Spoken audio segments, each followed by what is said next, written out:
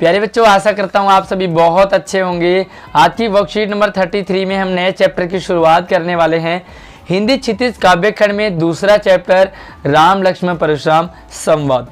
First time exam के point of view से काफ़ी इंपॉर्टेंट है आज का ये चैप्टर, तो आपने पूरी वीडियो को शुरू से लेकर के लास्ट तक देखना है, तभी आपको पूरा अच्छे से समझ आने वाला है। तो मैं आपको इसे गाकर भी सुनाने वाला हूँ। आई होप आपको मेरा गाना, मेरा पढ़ाना, मेरा समझाना तीनों अच्छा लगने वाला है। मेरे बारे में जान लीजिए, मैं हूं आपका आशीष सर। वीडियो को लाइक करने के साथ साथ अपने दोस्तों को शेयर कीजिए, चैनल को सब्सक्राइब करने के साथ साथ ऑल नोटिफिकेशन को ऑन कर लीजिए, ताकि आप सैटरडे संडे की हमारी लाइव क्लास को ज्वाइन कर सके। तो चलिए सबसे पहले थोड़ा सा हम तुलसीदास जी के बारे में समझ लेते हैं, क्योंकि एग्ज़ाम में राइटर के और उनने क्या कौन कौन सी किताबें लिखी है उनके बारे में, जीवन के बारे में भी कई बार पूछ लिया जाता है। तो चलिए देखते हैं। गोस्वामी तुलसीदास जी का जन्म 1532 यानी कि 1532 में उत्तर प्रदेश के राजापुर नामक ग्राम, जिला बांद्रा में हुआ। जन्म के बारे में समझ गए आप। उनके माता का नाम आत्माराम दुबे और पिता का नाम हुलसी बाई। तुलसी से इनका नाम आप समझ सकते हैं, हुलसी बाई। मूल नक्षत्र में जन्म लेने के कारण इनके माता पिता ने तुलसीदास जी का जन्म से ही परित्याग कर दिया। हमारे हिंदू धर्म में, हिंदू समाज में मूल नक्षत्रों की काफ़ी महानता है और मूल नक्षत्र की पूजा करते हैं, लेकिन पूजा करने के बजाय इनके मम्मी पापा ने इनका ही त्याग कर दिया। तो माता पिता ने इनका परित्याग कर दिया, इन्हें छोड़ दिया।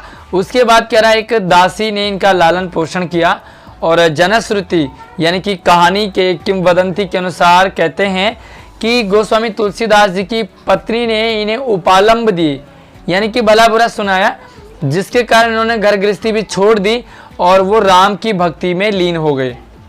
काशी में रहकर के उन्होंने रामचरितमानस को पूरा किया।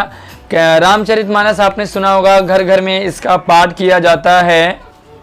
और उसके बाद 1623 यानी कि 1623 में काशी गंगा के निकट इनका निधन हो गया।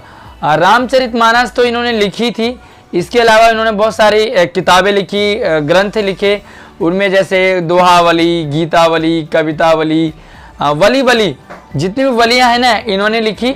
वैराग्य संदीपनी, बरवे रामायण, पार्वती मंगल और विनय पत्रिका, ये इनके प्रसिद्ध ग्रंथ हैं। तो चलिए हम आज इनके पहले चौपाई को पढ़ते हैं, इसे गाने की कोशिश करेंगे और आप भी मेरे साथ ज़रूर गाएं। एक गाने की टोन है और मुझे कमेंट करके बताएंगे कि कौन से गाने की टोन है। तो चलिए शुरुआत करते हैं। कि नाथ संबुधन भंज निहारा, होई ही क्यों एक दास तुम्हारा, आयस काहा कहिए किन मोही, सुनि रिसाए बोले मुनि कोई, सेवक सो जो करे सेवकाई, हरि करनी करी करी लराई, सुनह राम जेहि शिवधन तोरा, सहस्त्र बाहु समसोरि पुमोरा। कौन सी मूवी का गाना है, ट्राई जरूर कीजिए। तो ये राम लक्ष्मण परशुराम जी का आपस में संवाद यानी कि बातचीत उस समय की है जब सीता स्वयंवर में राम जी के हाथों से धनुष टूट गया।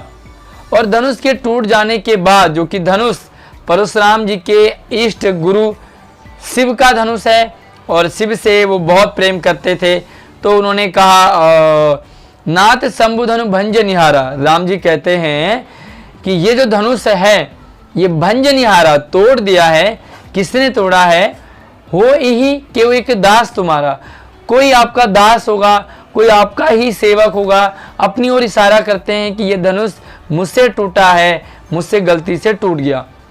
आयसु कहा कहिए किन मोही, और कहते कि आयसु कहा आदेश दीजिए, आशीर्वाद करिए, मुझे ऑर्डर दीजिए, मुझे क्या करना है, जो भी आप मुझे कहेंगे मैं वो सहस्र स्वीकार करूंगा। मतलब कहने का मतलब है कि भाई धनुष मुझसे टूटा है और जो भी मुझे दंड देंगे, जो भी मुझे पनिशमेंट मिलेगी, मैं उससे झेलने के लिए तैयार हूँ। सुनि रिसाए बोले मुनि कोई, और इतना कहने पर जो है मुनि विश्वामित्र परशुराम जी गुस्सा हो गए। क्या कहते हैं कि सेवक सो जो करे सेवकाई। अरे राम जी, तुम कहते हो कि ये तुम्हारे सेवक ने तोड़ा है, लेकिन सेवक तो वो होता है जो सेवकाई कर जो सेवा करता है, जो गुरु के पैर दबाए, उनका कहना माने।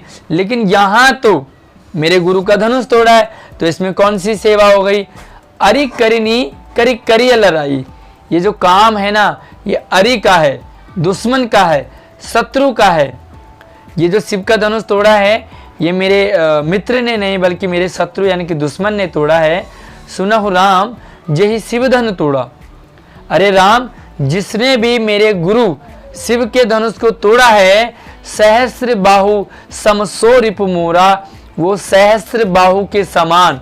कहते हैं कि परशुराम जी का सबसे बड़ा शत्रु अगर कोई है तो वो है सहस्र बाहु। इसके सहस्र हाथ थे और परशुराम जी के सारे हाथ उसके काट दिए। तो कहते हैं कि हे राम, जिसने मेरे गुरु के धनुष को तोड़ा है वो सहस्र बाहु के समान मेरा दुश्मन है। तो ये है आज की वर्कशीट। अब हम चलते हैं इसके प्रश्नोत्तर पे।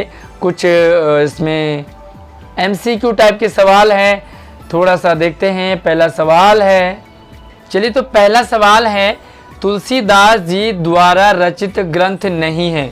4 ऑप्शन हैं, चारों में से 3 तुलसीदास जी ने लिखे हैं, चौथा उन्होंने नहीं लिखा। पहला है विनय पत्रिका, दूसरा है गीतावली, तीसरा है कवितावली और चौथा है सूरसागर। तो देखो, वली वली तो उनके हैं, गीतावली भी है, कवितावली भी है, विनय पत्रिका भी है। ये सूरसागर नहीं है, तो ये सूरसागर आपके सूरदास जी का है, इसलिए आपका सही आंसर हो गया सूरदास जी।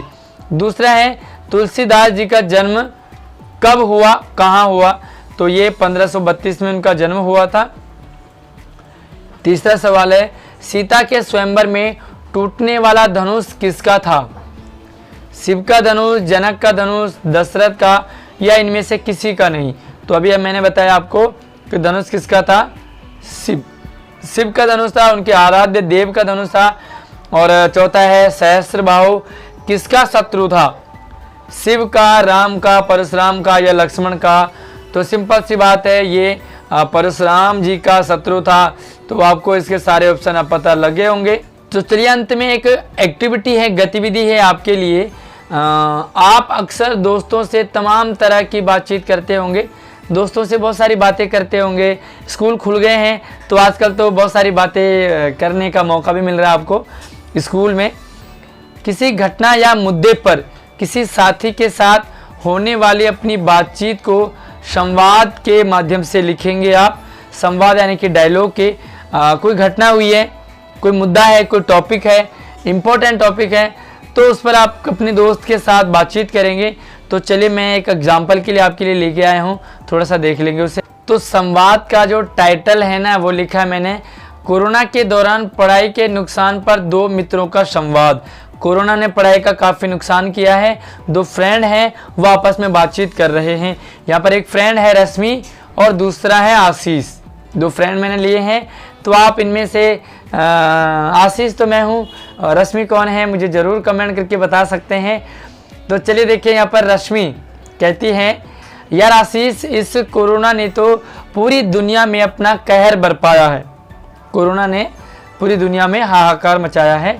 तो आशीष कहता है, हाँ यार, लेकिन उसमें भी सबसे ज़्यादा नुकसान हमारी पढ़ाई का ही हुआ है। भाई दुनिया में कहर तो बरपाया है, लेकिन पढ़ाई का काफ़ी नुकसान हुआ है। तो रश्मि कहती है, बात तो तुम सही कह रहे हो, लेकिन सरकार ने हमारा अच्छा साथ दिया था, सरकार ने हमें हेल्प की। आशीष कहता, हाँ यार, दिल्ली शिक्षा विभाग ने तो वर्कशीट भेजकर हमारी पढ़ाई का नुकसान नहीं होने दिया। आपकी वर्कशीट चल रही थी, साथ में ऑनलाइन लाइव क्लास भी चल रही थी।